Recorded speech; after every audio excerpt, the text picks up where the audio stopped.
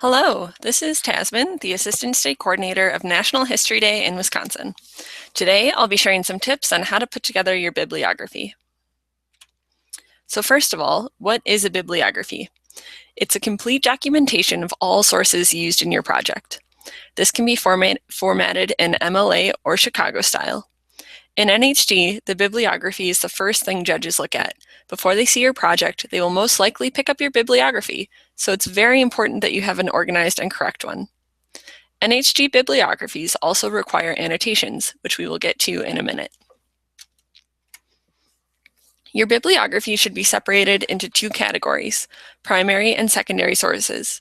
Primary sources are materials from the time your event happened or were created by someone who was present. A secondary source was created later and often interprets the event. These are just some examples of primary sources. If you'd like some tips on where to find these, you can watch our Hangout on YouTube about researching. And these are some examples of secondary sources. Noodle Tools, EndNote, Mendeley, Zotero, Son of Citation Machine, EasyBib are all just some examples of resources you can use to organize your work. Many of these are helpful because they save your sources or format your citations for you, and sometimes do both. However, be sure to double-check the formatting, as these could misinterpret or use a different organizational style. You should make sure to check citation rules and be sure that you are consistent throughout your bibliography and the way you are citing things. Here are two examples of the MLA format of citations.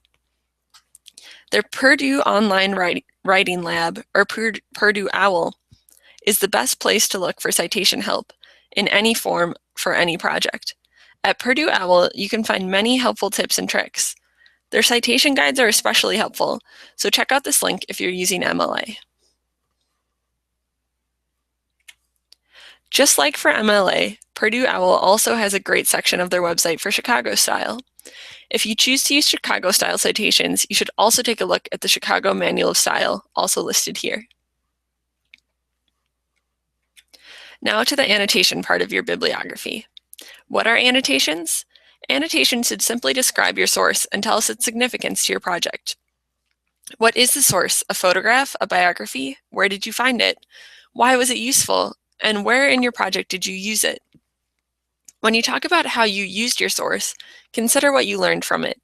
For example, a good annotation could say something like, Ken Burns' documentary, The Civil War, provided background information on the time period that I used in my introductory paragraph. Your annotation should be about 1 to 2 sentences per citation. Be sure to reread your bibliography. Mistakes in spelling or grammar look just as bad in your citations as they do in your project itself. Do not cite search engines.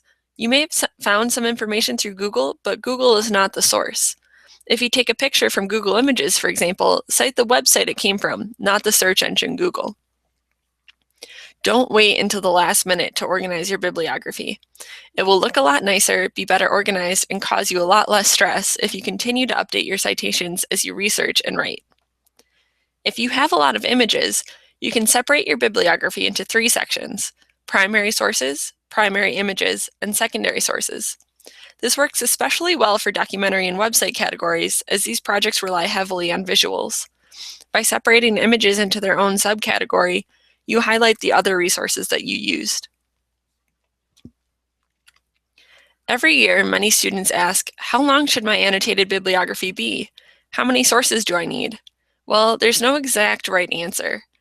Instead, think broadly and deeply. It should include much more than just a few websites. You should research until you feel comfortable and have a wide range and good balance of sources. One last resource is found on our website, wisconsinhistory.org, and is listed here. This is a typed-out guide to writing an annotated bibliography. One final tip: don't be afraid to make your annotations personal. You can write what your favorite part about a source was. Have fun with it, and try not to let your annotated bibliography get too repetitive. The rulebook can be found by Googling NHD Rulebook. There are some important rules I've pulled from the citation section, though you should look over the whole rulebook. Firstly, you must cite all sources that you used in creating your project. Not citing a source is plagiarism and could lead to your disqualification. Again, be sure you're using the same style and format of citations for your whole bibliography. Just be consistent. Here's an example of a citation and annotation and the format taken from the rulebook. The annotation reads, Daisy Bates was the president of the Arkansas NAACP and the one who met and listened to the students each day. This firsthand account was very important to my paper because it made me more aware of the feelings of the people involved. You can see how the student included what the source was, why it was important, and how they used it. The rulebook link is listed below. Thank you for watching, and happy researching.